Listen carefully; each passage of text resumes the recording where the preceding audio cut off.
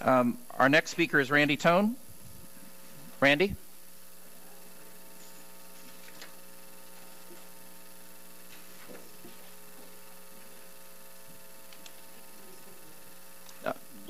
We moved her to the other topic, I'm sorry. Yeah. Mm-hmm. Hi. Welcome. Welcome.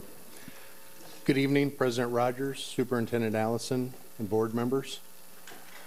I'm a parent of a junior at Southeast High School, and I have a sixth grader at McAuliffe, or Krista McAuliffe Academy.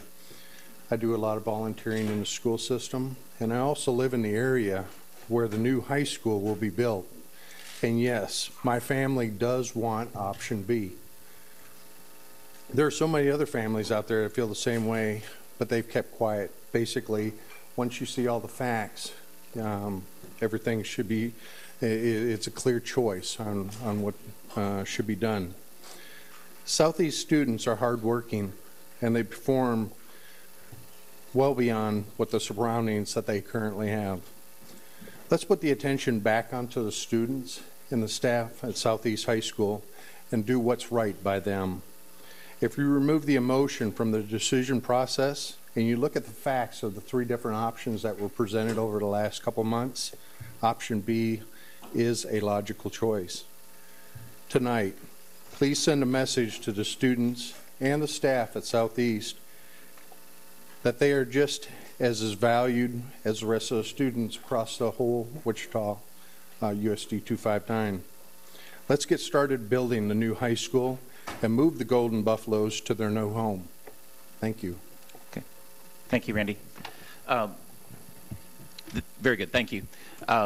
Mary, I was told that you wanted to speak at when we're on that topic. Is that okay? All right. I'm sorry. That's why I skipped over you, so I didn't mean to upset you. If you'd like to come speak at this point. Do I look upset? No. Okay. Good afternoon or good evening to everyone. This is what I wanted to say tonight is what I wanted to say 2 Mondays ago, but because of family issues, I wasn't able to do it, so I'm doing it tonight. A community meeting is a process that allows citizens to get involved in public issues that they care about. Most importantly, it helps leaders and decision makers better understand the perspectives, opinions, and concerns of citizens and stakeholders. The meeting held on Tuesday, May 21, 2013, at Southeast High School could not be classified as a community meeting. The process was the same from last year's packed community meetings where people gave their perspective, opinions, and concerns about the closing of 5 schools. But what happened afterwards? Well, no matter the fact that concerned citizens from the community gave input in divided groups and were assured by BOE members that they had not made up their minds about closing those schools, guess what? Those schools were closed, and there has not been any breakdowns posted about the community's input on BOE's website or in the newspaper. As a concerned citizen in the community, on Wednesday, April the 29th, 2013, I took the tour of Southeast High School. We were told by our tour guide that Southeast has a great AVID program. AVID's mission is to close the achievement gap by preparing all students for college readiness and success in a global society, and that Southeast has a great computer program. I asked our tour guide about the graduation rate at Southeast and was told that the graduation rate was excellent. With the programs to develop and educate students at Southeast, I find it sad that the school has been labeled as a ghetto school by a student super SAC focus group who reported to Superintendent Allison. I'm just wondering, did a student super SAC focus group believe that Northeast Magnet High School, which was located at 1847 North Chautauqua in the center of the Northeast community, was it labeled as a ghetto school? Do any of the BOE members have any concerns about parents getting to parent-teacher conferences if Southeast is moved to 127th and Pawnee? Well, at an NAACP meeting, one of the BOE members stated that she wasn't concerned about parents getting to parent-teacher conferences. Who stated they'll get there when they get there. They'll find a way. I'm going to pray that the BOE make the right decision today with your vote and go with option A2. Lastly, I was present at several meetings where there were presentations given to a group. Mary, are you about finished? And, 3 minutes are up. An organization of people, majority people of color, and I found that the words used and being ill-prepared to answer questions were insulting, condescending, and demeaning, to say the least. Okay, thank you, Mary. I would Your time is suggest up. in the near future, please come better prepared to answer questions and choose your words Mary. that are used to a group or an organization that have invited you to speak. Thank you, Mary. Our next speaker is Russ Pataky.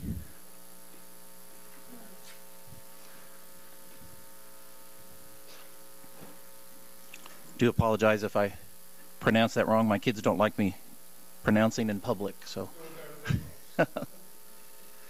How do you pronounce it? Okay. Welcome. Okay. Mr. Allison, Mr. Rogers, board members, speaking of Southeast, I personally have little hope of anything good happening at this point. I live in the neighborhood, and Betty Arnold said some time ago that when only 50 people, 60 people show up for something, that's not a community. But when the fix is in for a boxing match or a football game, who would want to show up anyway? We already know what's going to happen. And I think you proved to us during the incident with Northeast that we might have input, we might say anything, but that nothing really matters because the fix is in. I absolutely believe this. Anybody I talk to in the neighborhood knows this. We all know the fix is in. We all know what's going to happen already. We're just doing this as kind of a showtime to make us feel like we have some rights, which we don't have because the playing field is not level. When are we going to get a level playing field to debate these issues? We ask you so many good questions. I've been up here before. I've seen a lot of other people ask you good questions. We never get answered. We speak into a black hole. We are never acknowledged. We feel like we had our say, but the end result is we've done absolutely nothing except exercise our mouths. We need to have a level playing field. We need to debate these things in a real, honest manner. This is not happening. All of Wichita knows it. It's on you people. Thank you. Our next speaker is Brandon Johnson.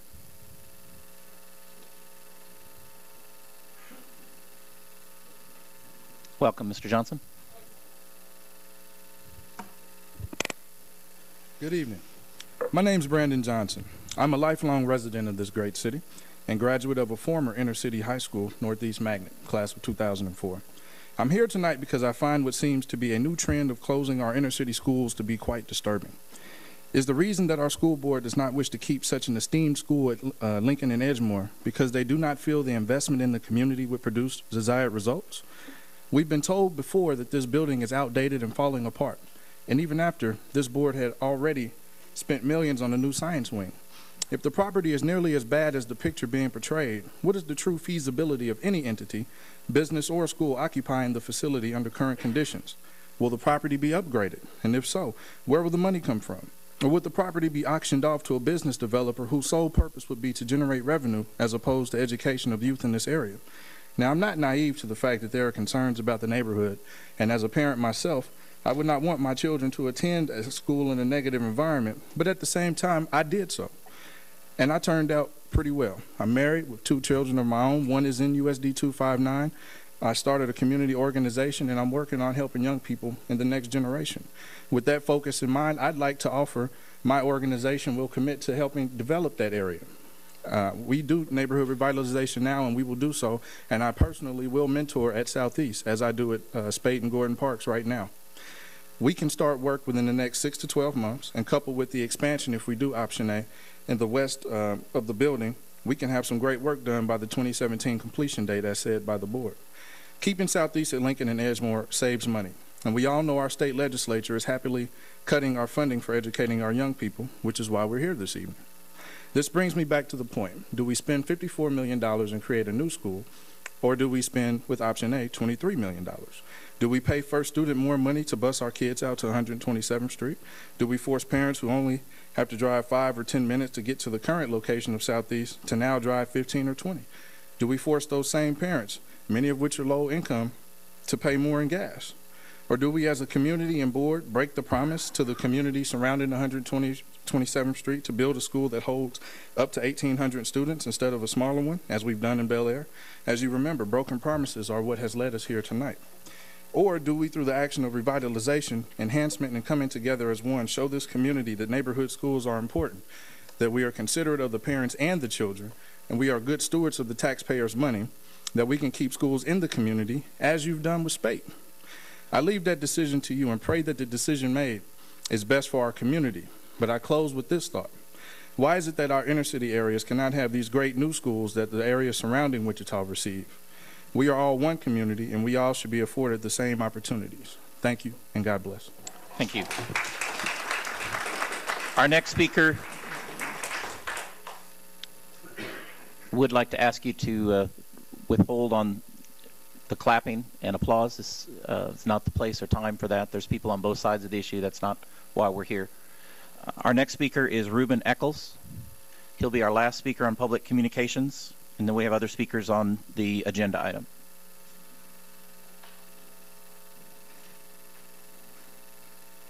Welcome. Good evening.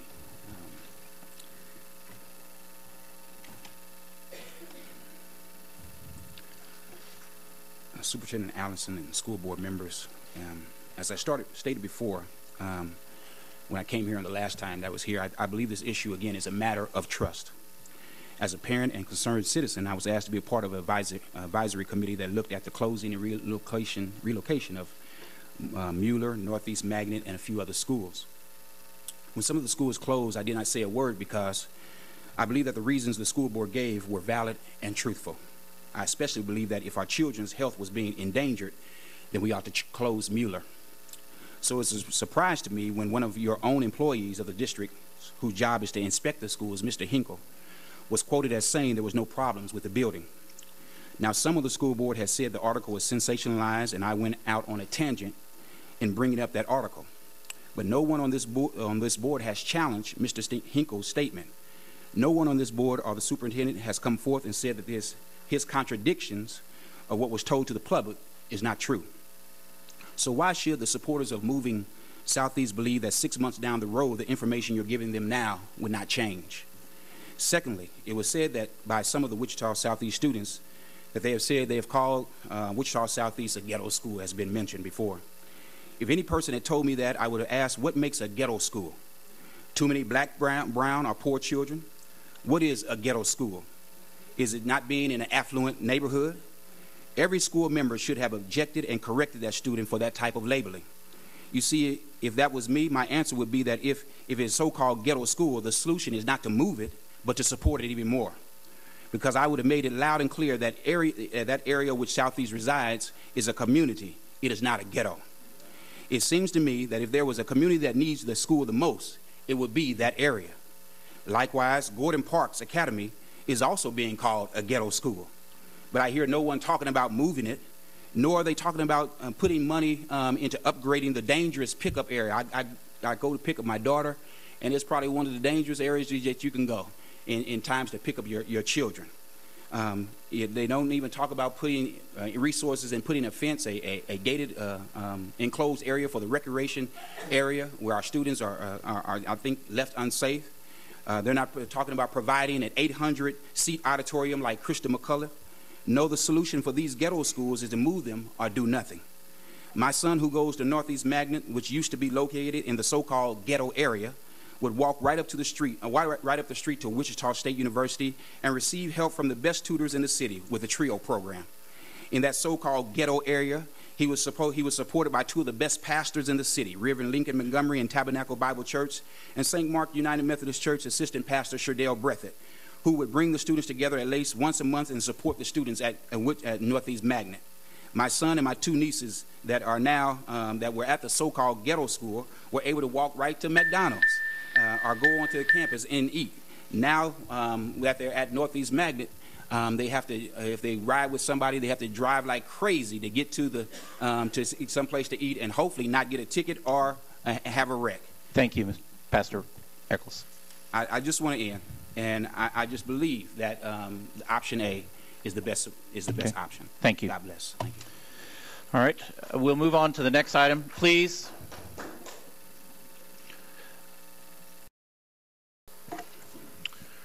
Mike, next item. Under Bond 2008 bond issue update. On April 22nd, the administration provided extensive data regarding options for two projects currently on pause and study, Southeast High and a new Southeast Quadrant High School. Three options were presented. Option A, renovate Southeast High only. Option B, build the new Southeast Quadrant High School and relocate current Southeast High students to the new school. Or Option C, proceed with the original bond plan as proposed, i.e. renovate Southeast High and build the new Southeast Quadrant High School. In May, the district offered several opportunities for input. This included an online community engagement survey on the district's website, a joint site council meeting for schools in the Southeast feeder pattern, a tour of Southeast High School, a tour of Northeast Magnet High School, a community conversation at Southeast High, and conversations with students from Southeast High, Curtis Middle School, Caldwell Elementary School, and the Superintendent's Student Advisory Council, or SuperSAC. On June 10th, representatives from Wichita State University's Center for Community Support and Research presented a report on the community input process. On June 17th, the administration presented follow-up information and answered questions related to the Southeast High options. Dr. Tony Kinkle, Wichita Area Technical College president, presented information about how WATC might partner with USD 259 in using the current Southeast High building and property. Tonight, the board is anticipated to make a decision. This item provides an opportunity for the board's discussion and appropriate action. We do have 6 speakers who have signed up either today or this evening before the meeting. Okay. Our first speaker is Don Landis.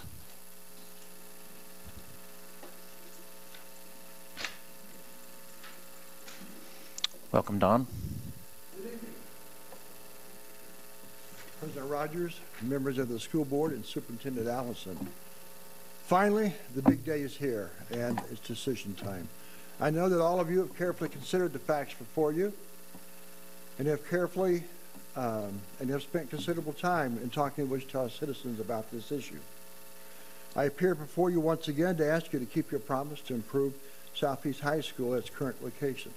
I also ask that you keep your promise to the Quadrant neighborhood, as Mr. Thelen pointed out, and find a way, sooner than later, to build a new high school for them, as promised in 2008.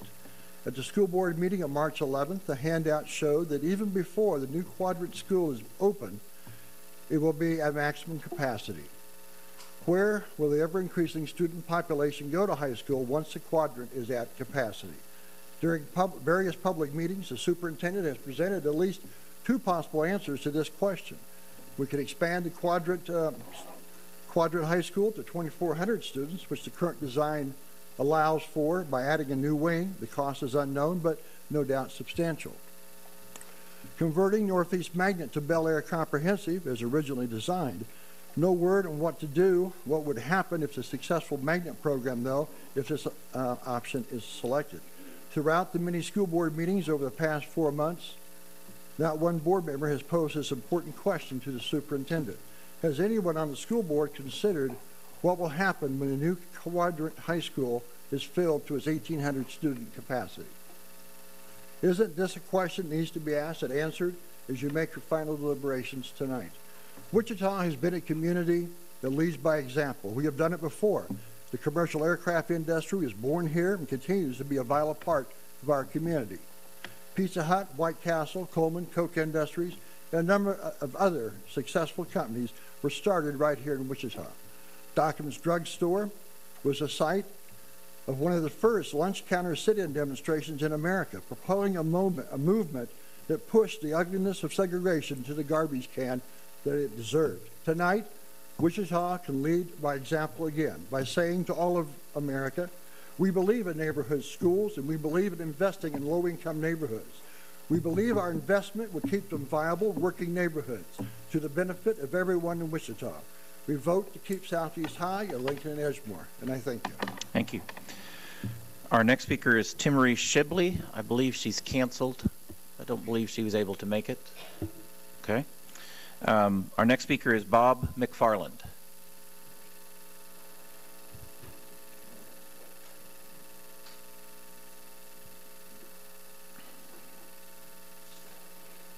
Welcome, Bob.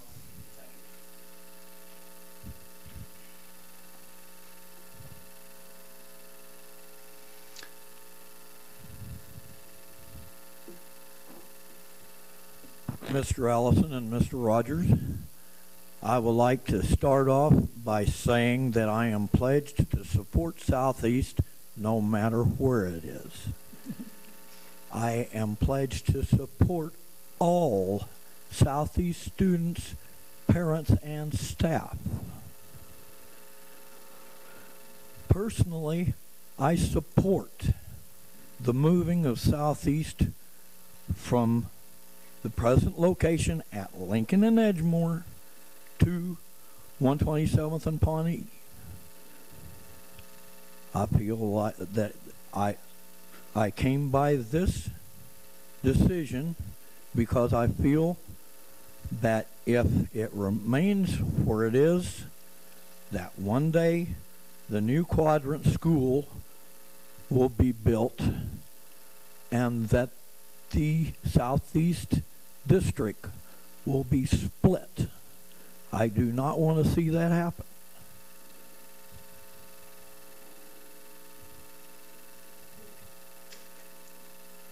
The thing about it, there are other reasons that I have. That a lot of people, I mean, everybody seems to be aligning on the opposition to this.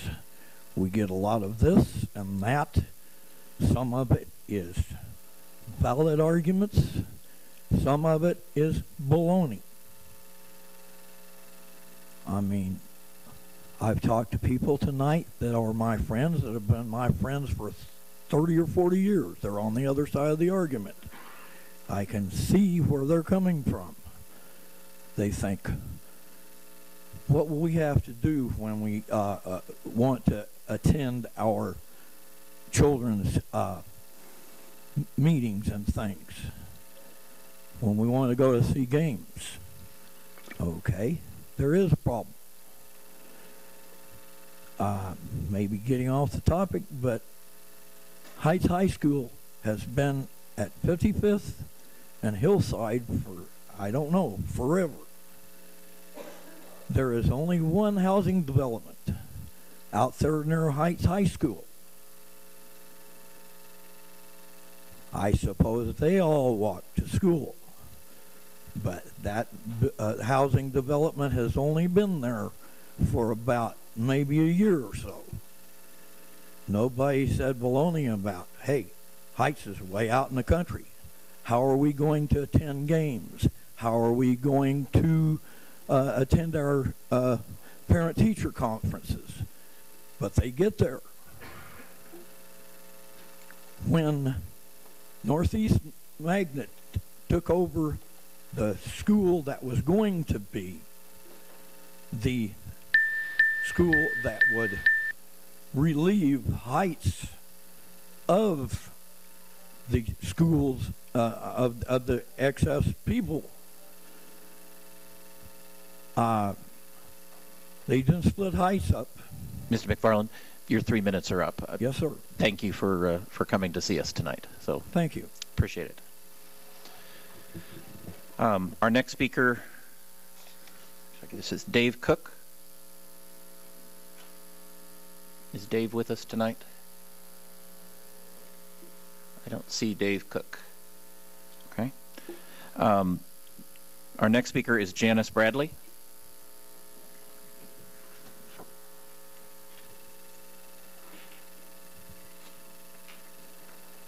Welcome.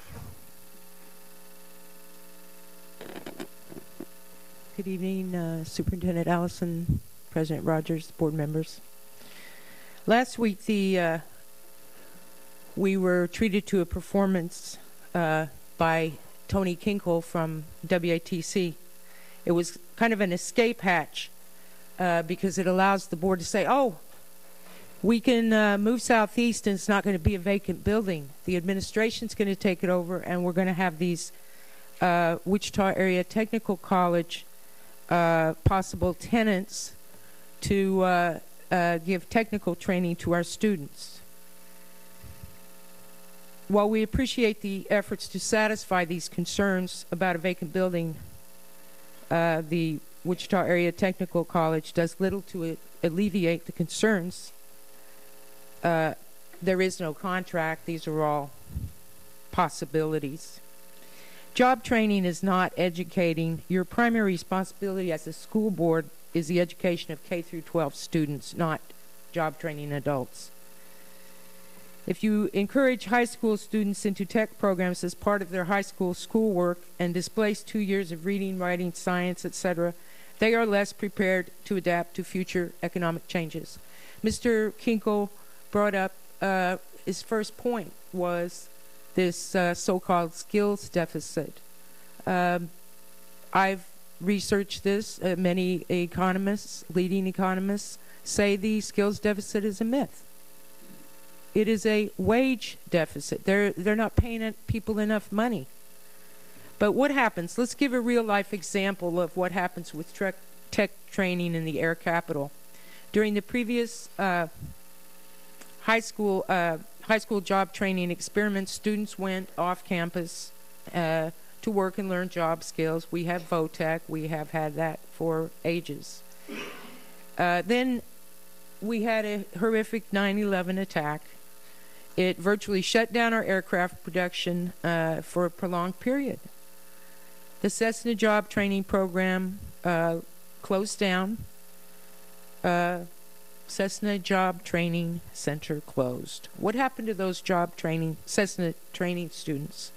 They were really stuck. They were narrowly trained in an industry that now didn't need them. They had fewer classes under their belt that would apply to a newer career path. Steve Jobs once said that students are most suited to meet the challenges of a changing world by having a broad-based classical education, not by being narrowly trained to fit local economic needs. The Cessna job training example shows that he was right. Please consider the big education picture, not just the attraction of a new facility. Start by keeping your promises to the majority of kids and families you already serve at Southeast High. Thank you. And our final speaker is Marvin Stone.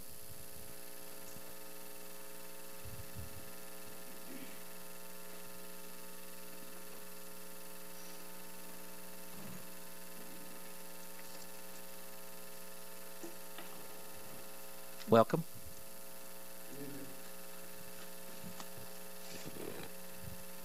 Won't keep you long.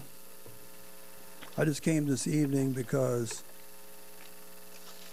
I just couldn't sit down and not say anything after seeing all of this in the papers and all the discussion that's going on. Something that I wanted to share with you. We're talking about Southeast. I had an opportunity to attend, not to attend, but to visit South High School, a magnificent project that enlarged and enhanced a at high school that has been around.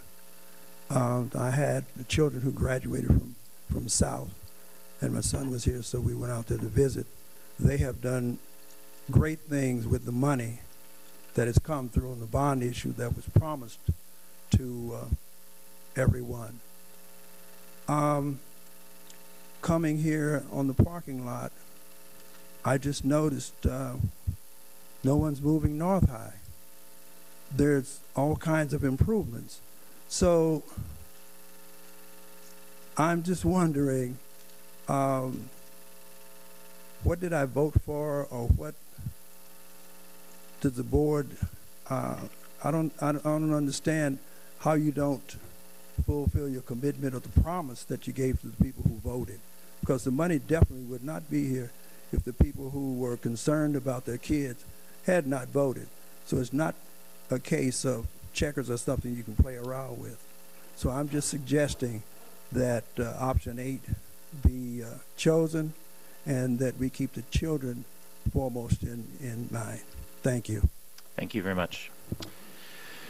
This time, our discussion will move to the board for BOE consideration. I guess want to remind everyone that we really started this process almost over 2 years ago when we began looking at the pause and study because of the budget cuts that we were inflicted with.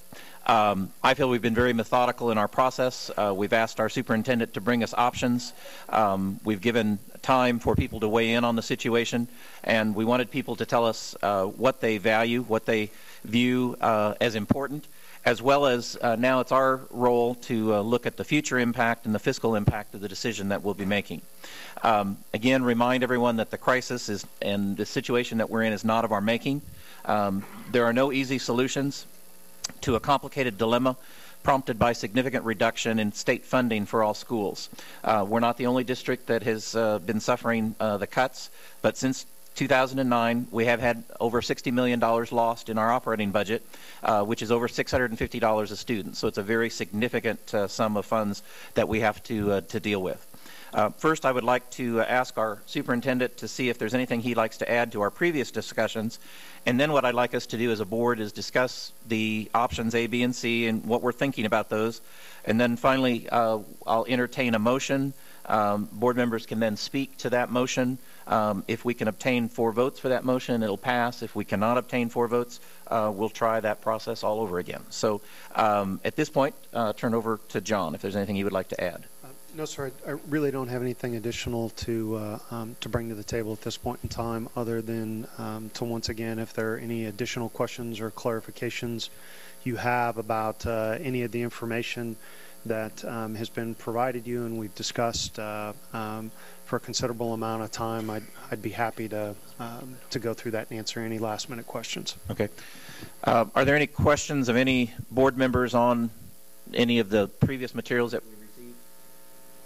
Okay. Okay, we have 3 options before us. Option A, which is renovating Southeast, and then we have some alternatives in terms of the type of or the amount of land that we would purchase. We did take off the table the first option of no land, and I think the consideration that we have is we can look at either buying 21 properties, 22 properties, or both, or the Sunset Apartments. Any discussion on option A at this point? Pros and cons or ideas? Can I go ahead and make the motion? I'm on there. Sure. Jeff? I'll call on Jeff as the first speaker. As much as I'd like to be able to leave option C on the table, I just don't think that we have the money to continue to consider option C. I don't think it's a viable option at this time.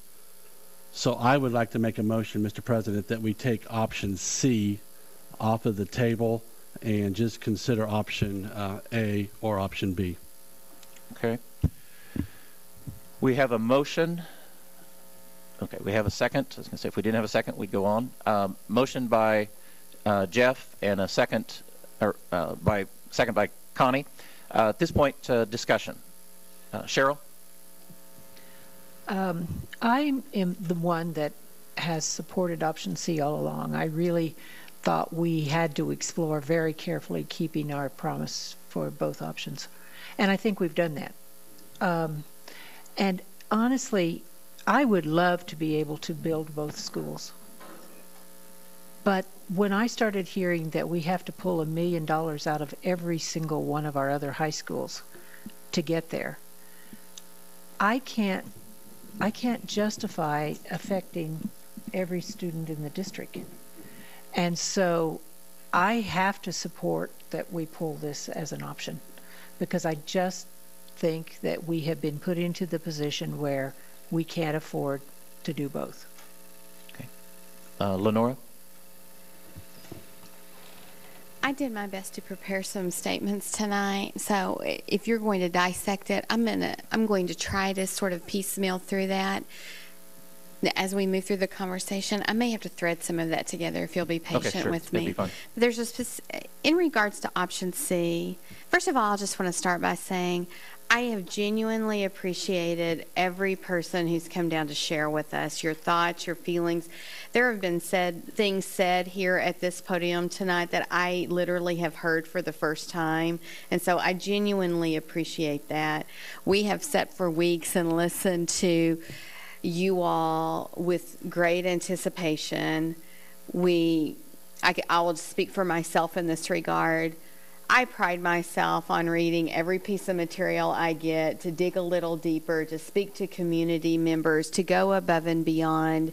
And as you heard from my remarks earlier tonight, I have been in your shoes. When you become emotionally committed to a very difficult subject, it is very difficult to separate emotion from really looking at the issue at hand. And so my deepest compassion rides along with you tonight. It has been, it's a difficult situation, first and foremost, because as Cheryl explained tonight, we take our promises very seriously. And I hope you see that by what we've done with not only the first bond issue in 2000, but what we've done with the second bond issue. I hope our reputation precedes us in regards to following through with what we say we're going to do.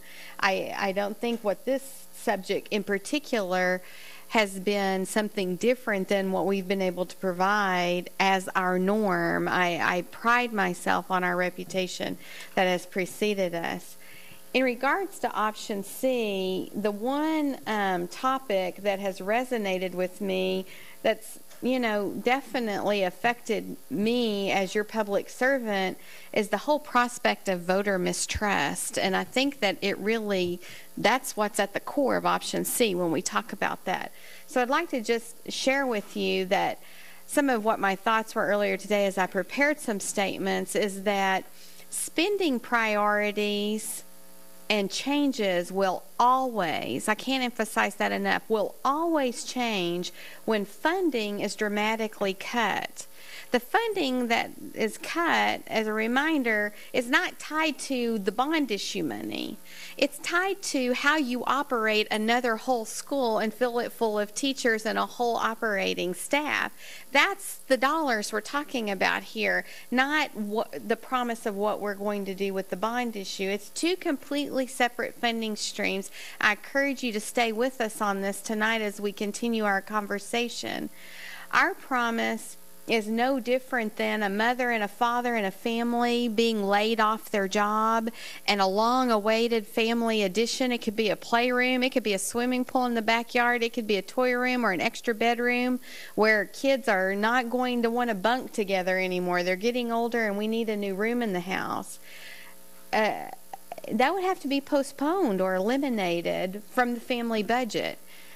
On a sort of grander scale, that's what we're entering into that discussion tonight in regards to the bond issue and ultimately the community vote on the bond issue.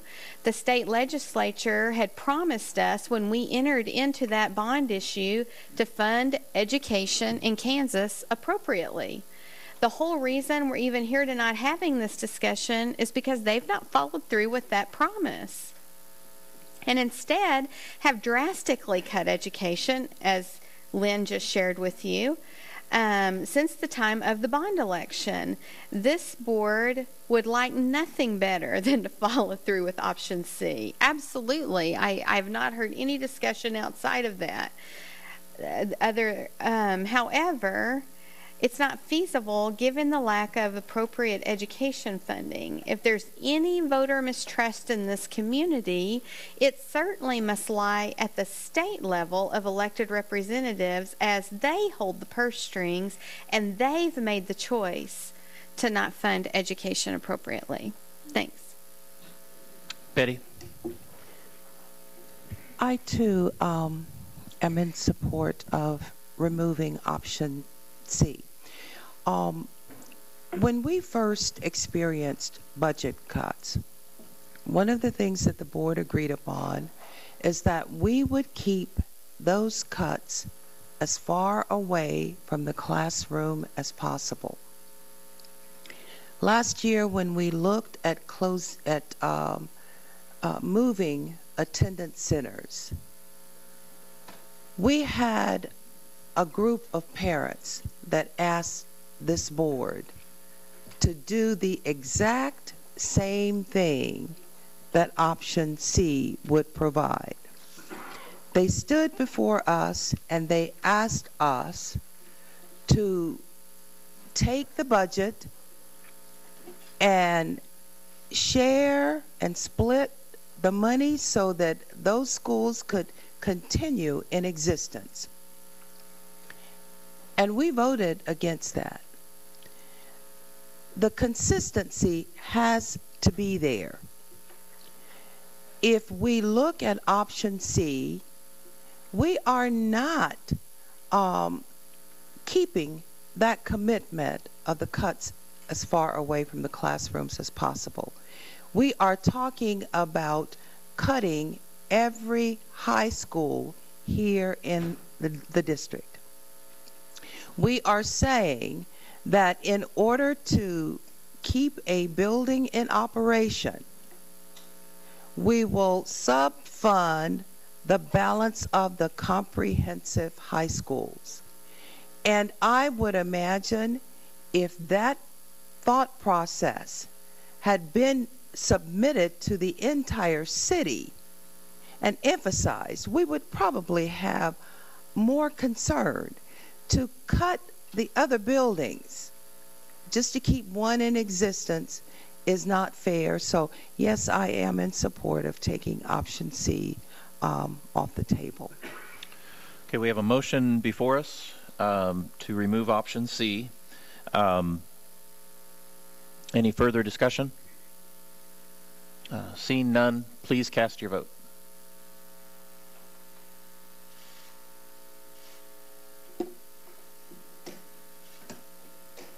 Motion passes 6-0. Okay. All right. We've got before us now option A and B. And again, if you've looked at the chart that John provided back in April, hopefully you all have that with you. We've got those two options. Let's talk about those in terms of which way we would like to go and what we would think. I guess I'll throw it open. And I didn't say this on option C, but this has been a very difficult process for me because I was very involved in the bond issue in 2008. And I stood before many of you, many in this community, to ask for your support for the bond issue. We needed to continue the work that we started in 2000, and we needed to finish many of the projects that we had started. And I do remember the question being asked multiple times, do you have the money to operate the schools? And I said we did. Little did I know, or little did I think, that the state legislature would ignore a Supreme Court ruling. A Supreme Court ruling. I would have never guessed that in my farthest ideas. So that's why it's so difficult to take C off the table. We did promise that. But at the same point, since 2000, there have been numerous changes in bond issue plans, some because of building codes as those change, some because of city codes. We've had to add fire lanes. We've had to do more. When we received the reduction in funds, one of the first things we did with Pause and Study is stop many of the classroom reduction additions that we were going to do. If we couldn't hire a teacher to put in that classroom, there wasn't any reason to build that school. So there's a lot of schools that we lost classrooms on. Do we still need classroom reduction? Yes, we do. Also, as an individual like myself, I live just a few blocks from here. I live in an old neighborhood, Riverside. Most of you know that. My kids went to school here at North, and when my kids went to school here, North was called a ghetto school. Sometimes it still is. Not by the North students, not by many of our students. I don't know of many of our kids that do that. Many times those are comments that are made about many of our schools from all over the city by people that aren't involved in public schools. Those people that are involved in our public schools and those parents know the quality of education that their kids get. And so while I like option A, I like that the ability to keep the school there at Southeast, and I understand the emotional attachment. That really draws me to that direction, that's what we want and need to do. The weaknesses I see in that regard is the property acquisition. I think unless we get both the 21 and 22 spots, the houses, if we only go halfway, in 10 years we'll have a lot of people saying we don't have the same facilities that the other schools in the city have. And that does concern me. So if we go this route, I would like us to do, I believe it's both B and C, I think at a minimum. I do know we have to be concerned about all students in the Southeast footprint. I mean, we have kids that stretch from Edgemore and Lincoln all the way to 21st and 127th Street East. So that goes a long ways for the city. We've got 2,100 kids that go into Southeast. So we've got to be able to do that as well we can. Property values, if we drop out, are a big concern to me. And again, I think that's why we said very early that we wouldn't leave it empty. So that's a positive. So I've been going back and forth on both A and B at that point. So I guess that's what I wanted to throw out at this point is those comments. Connie. I'm not going to talk about option A or B. I just want to make another comment. East High School, Heights High School, North High School, South High School, West High School, Brooks Technology Magnet, Coleman, Hamilton, Jardine, Marshall, Meade, Pleasant Valley Middle School, Adams, Allen, Buckner, Clark, Cloud, Colvin, Dodge, Earhart, Enders, Enterprise, Irving, Jackson, Linwood, Mueller, Ortiz, Park, Spate, Washington, and I could read more. We do, in fact, believe in neighborhood schools.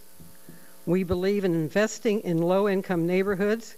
We do, in fact, believe our investment will keep these neighborhoods viable, working neighborhoods to the benefit of everyone in Wichita. Okay. Any other comments on A? How about B?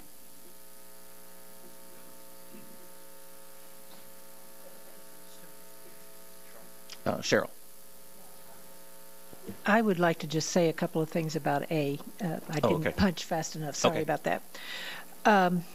I've heard from a lot of Southeast residents, and I'm sure all of you have too. And I hear their passion and I hear their concerns for their schools. And I visited with several that had children graduate from there all the way from just a few years ago, clear back to 1962. And they believe in this school in Southeast and where it's located. And I understand that. I truly understand that. I am very concerned about that property acquisition piece. And I agree with you, Lynn, that we probably are going to need to buy both B and C sets of property, if not the other apartments as well, in order to just have enough land. And so far, and please correct me, John, if I'm wrong, we haven't had an agreement or any serious discussions about price on those properties from the one set of people that own them? There have been conversations with the owner. There's been nothing in a absolute fixed price on those. We had requested some information that was not provided, so that we could get and begin that process of getting a better handle on what fair market is. The estimates that we provided for our discussion were based on what we knew and what we know at the time. You know, of course, anytime we get into property acquisition, we'll work through the process. We'll look at fair market value. We involve those professionals that's what they do to provide the best piece. So, as a set price, it's continued to be a back and forth and an investigative process. That additional information was, according to our real estate agents, key in being able to determine that fair market price. And without that information being provided, we've had to look at other ways to gain some of that. So it's, in all honesty, it's slowed that process down somewhat. So you are correct in that there has not been a contractual offer from the district, which could not happen until you all would make a decision and give us approval to move forward. There's just been those general discussions. Right. But we could be talking about several $1 million different than what we estimated. In either direction, potentially. It may be that the fair market value would not would be below our estimates. But then again, you're always into, regardless of the fair market value, when you try to reach that point is you know, what an owner is willing to sell it for, which then would leave the board. The next option would be utilizing eminent domain. Mm-hmm. And we know how that process works. It would elongate it. There is some additional cost to the district in getting the property assessments completed, and there's also kind of a point of no return in that process, as the board is aware, that when you reach a certain point and that information then goes in front of the judge, that would be the decision about the cost of that property. And there's a lot of unknowns in that. And it's a long, lengthy process. It takes time. Yeah. Well, and I think, you know, as we found at North, we didn't get a lot of community support for that either. I mean, some of the folks that are upset about what we could be doing here with Southeast were also some that came to the table and challenged us on that. And I'm not sure, as I've said before, if I have the appetite to do that again. And the whole concept of displacing 45 to 50 families in that area. Betty? In looking at option A, the question that comes to mind for me, well, first let me make a statement. Because we did not just cut, when we experienced the $60 million, it didn't just cut per pupil. There were other areas that were cut as well. The capital fund, which is what we use to acquire property. So we can sit and discuss buying this property. Then the question would come to mind for me is, after you've talked about it, where's the money going to come from?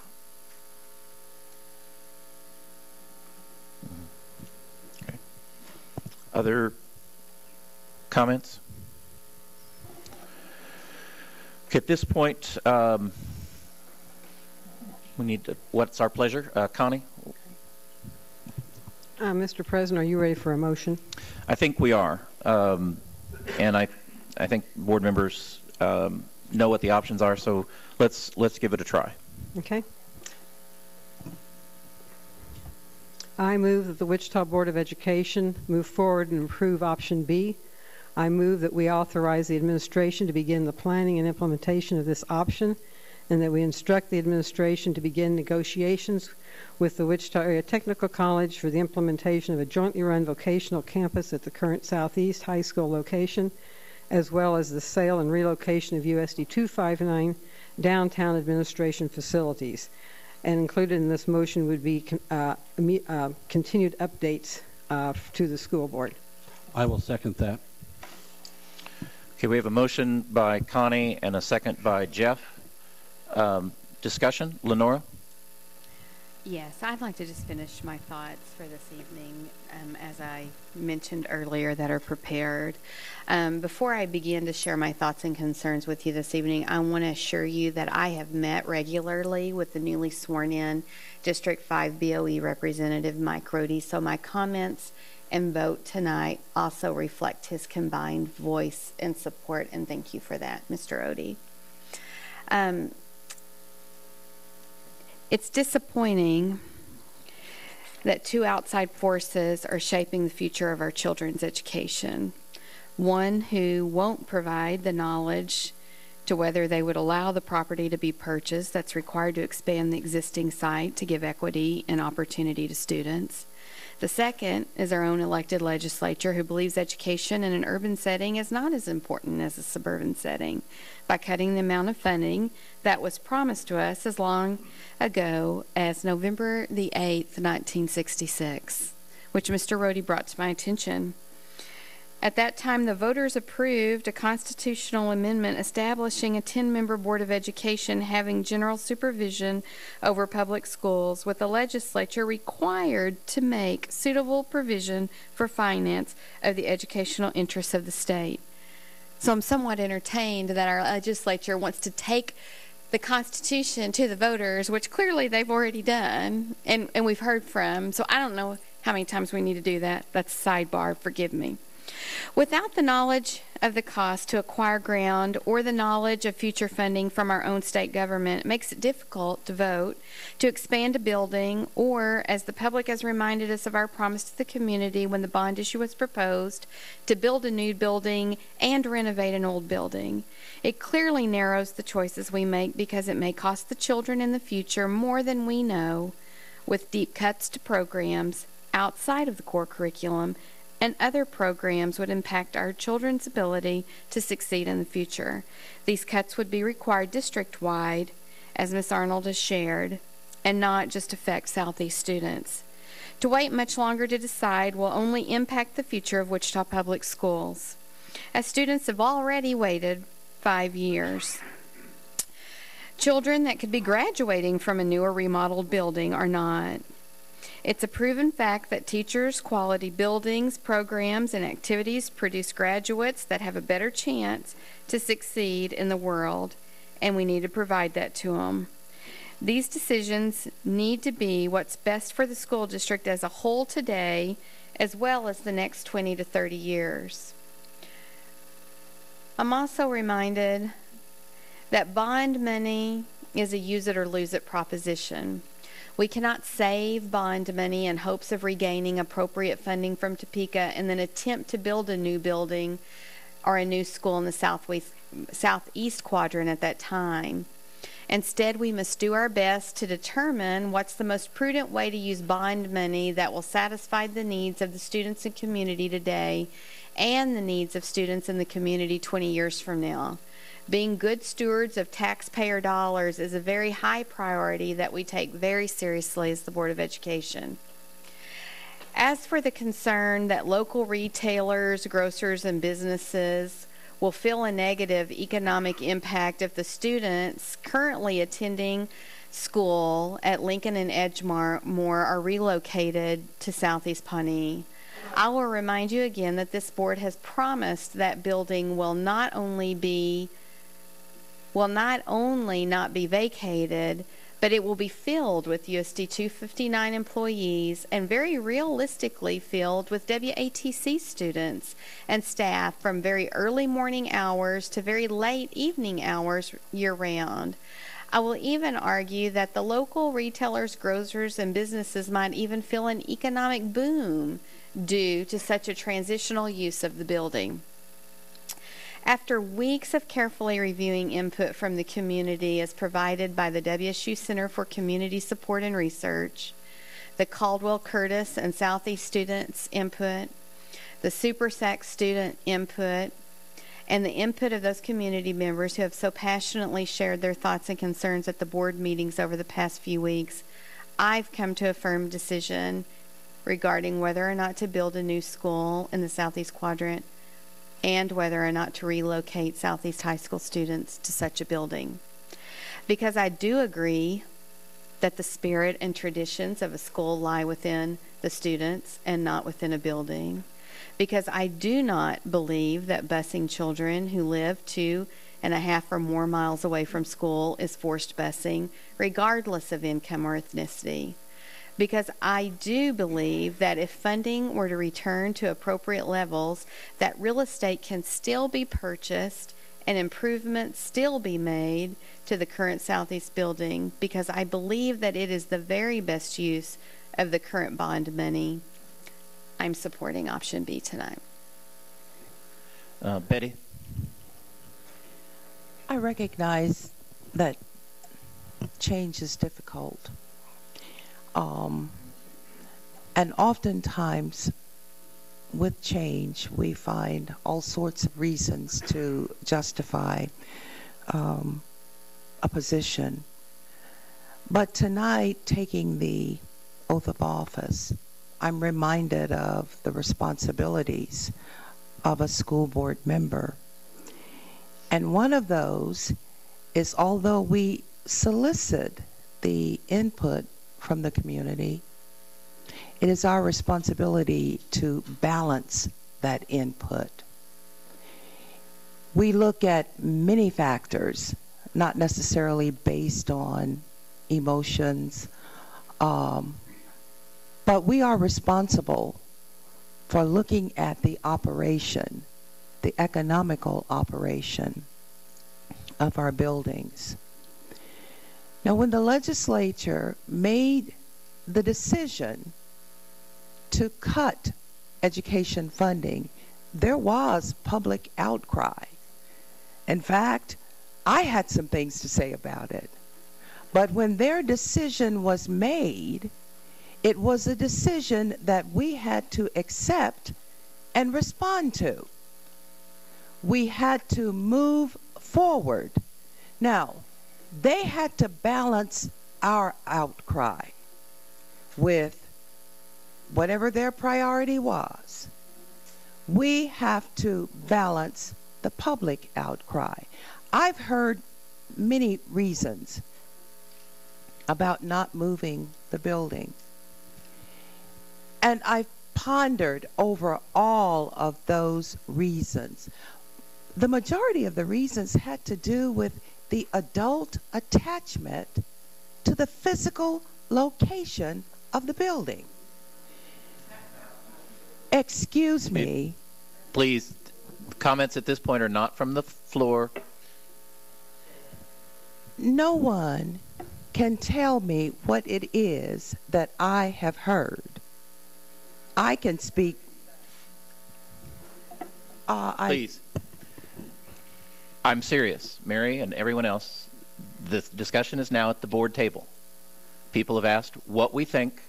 We're now explaining what we're thinking. Mary, you're not a board member. This is a discussion for the 7 of us board members. At this point, you're our guests, and we'd like you to remain as our guests, but you will need to be quiet and not respond to comments made at the table. Thank you. Betty? The thing that is probably most difficult is to have members of the public that feel they are being ignored simply because we do not have the finances to grant their wishes. It's unfortunate when we have members. In fact, Mr. Rogers, if you'd like, I can pause while our guests leave the room.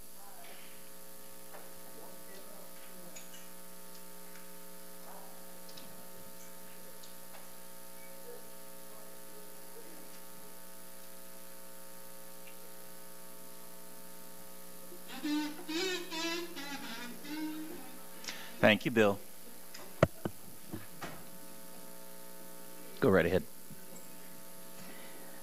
The thing that concerns me most is once a decision is made, there are members that will embrace that and move forward. I had the responsibility of not looking at the adult issues, but one of my responsibilities as a board member is to advocate on behalf of educational needs of students. And if I stay focused on the educational needs of students, then issues such as the building moving 5 miles away take a second seat. Issues such as what will happen to businesses in that area, again, take a second seat. Because what we have proposed is not to close the buildings. We have individuals that have come to us and said, we have littered the city with empty buildings. I think we have probably around 5 buildings that are vacant. So my concern is, number one, if we are looking at what is in the best interest of our students, number two, how we as a school board can continue to operate our buildings in an effective manner. If we factor those in, then easily and very clearly for me, I will be supporting option B. Okay. John? President Rogers, Ms. Nolan had discussed bond funds, and I thought it's appropriate to make sure that our community understands a few of those key aspects. Why discussion around operating funds has been a primary component. Bond funds cannot be utilized for salaries, for those operating expenses. While they can be utilized to construct and supply the building, they cannot be utilized for operating expenses. Once the bonds are sold, we do have time limits on when, by when those funds must be spent or encumbered. For those funds, or for those, those bonds that have not yet been sold, there is not a calendar on when that must be done. However, when you think of large-scale bond projects, each year that we've worked through this process, we've seen escalation in costs. So while there would still be remaining bond funds that could be held for a future project, the issue becomes those funds are finite in their, if you've got 20 million set aside, 5 years from now, that 20 million is not going to buy what 20 million buys today or next year, as we see escalation of continue to increase. So oftentimes that's a point of confusion for individuals not understanding the bond components. To purchase land, bond funds can be used. And if that was the case, then it would mean, as we look at remaining projects, then how that's offset. Because of the loss of capital equalization, we've had to do that already. And without some restoration of those funds, it's going to create an either-or potentially on down the line. And then the last was really a request, if it would be possible for the motion to be read again. I just want to make sure that I understood all the components of that, if you don't mind. I move the Wichita Board of Education approve option B, and that we authorize the administration to begin the planning and implementation of this option, and that we also instruct the administration to begin negotiations with Wichita Area Technical College for the implementation of a jointly run vocational campus at the current Southeast High School location, as well as the sale and relocation of USD 259 downtown administration facilities, and that the board will receive regular update on progress. Thank you. Okay. Cheryl. This has not been an easy decision for any of us, I know. In fact, I truly did not make up my mind until this afternoon. I would listen to one group and I would think, oh, that makes sense, and then I'd listen to another group and I'd say, oh, that makes sense. The bottom line is, what I did is I went back through almost all of the documentation that we've been given and weighed it heavily in favor of what's the right thing to do for students. And so I looked very carefully for the things that students had said. I've talked to some students on my own, and what I'm hearing from them is they love their building, they love their school, but as long as their school moves intact, they'd love to have a brand new building, because they recognize that we can put money into Southeast and we can bring it up to but it'll never be. It was a 1952 building, and if we build a brand new building, it will have automatic technology, it'll have all the things that brand new buildings can have that would be very expensive for us to put into an older facility. So as I looked and tried to make my final decision, I really began to think about, where are the kids landing? And although there are students, it wasn't a 100% vote at Southeast or any of the buildings, but it was certainly a majority vote. They voted for a new building and the school moving and all the traditions moving, and it'll be Southeast in a different building. So for those reasons, I've landed on B2. Okay. Any other comments? I guess the only thing I want to say at the end is a couple items. I guess I want people to realize that there really are good people on both sides of this issue.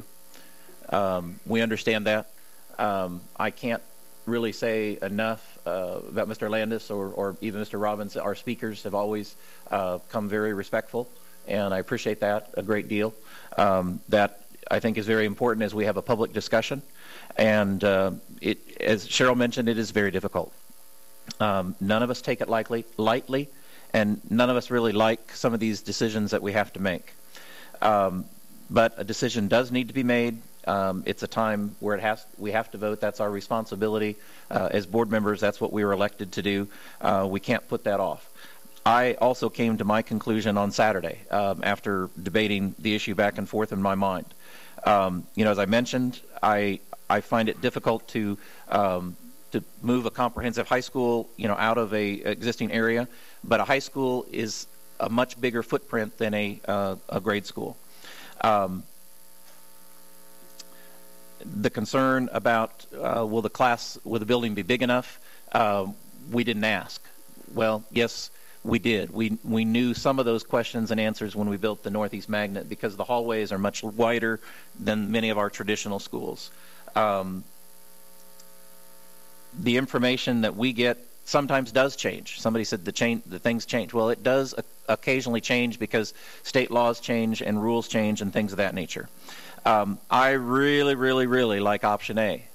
I would like to stay there. But we had the owner of those properties stand before us and tell us that he would not sell. And, we've not seen anything since then differently, along with his organized opposition. So, and when our real estate professionals pursued it, they were rebuffed. At this point, if we go option A, I think that really puts us over a barrel, and we may have to pay a lot more than we're recommending. Secondly, the other thing that really put me over the top was the presentation from Dr. Kinkle. And as one of our speakers talked about it as a performance, I didn't see it as a performance at all. The WATC was Wichita Public Schools when several of us were on the board, and we had a very difficult time separating. You know, it was a divorce. There's no way around it.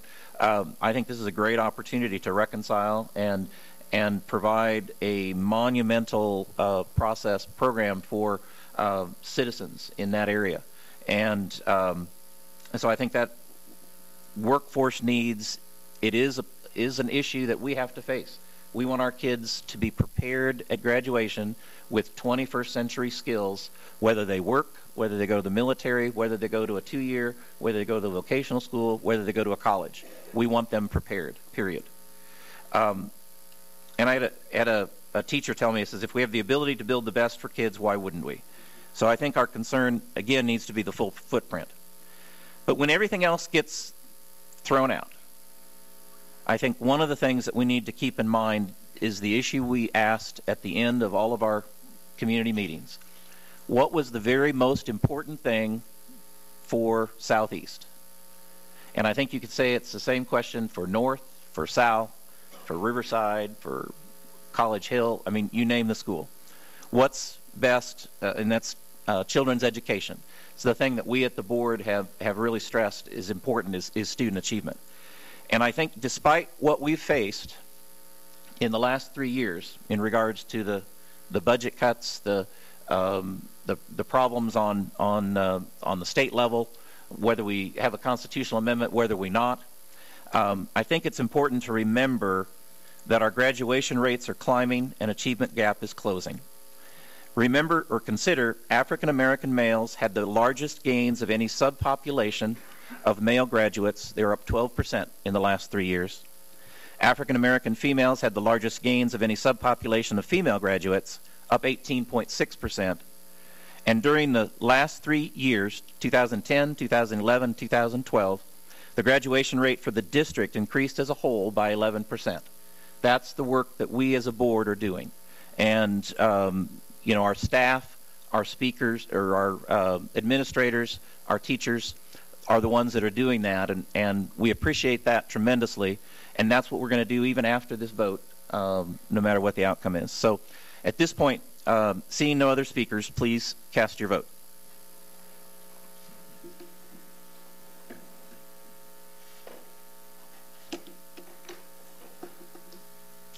Motion passes 6-0. Thank you.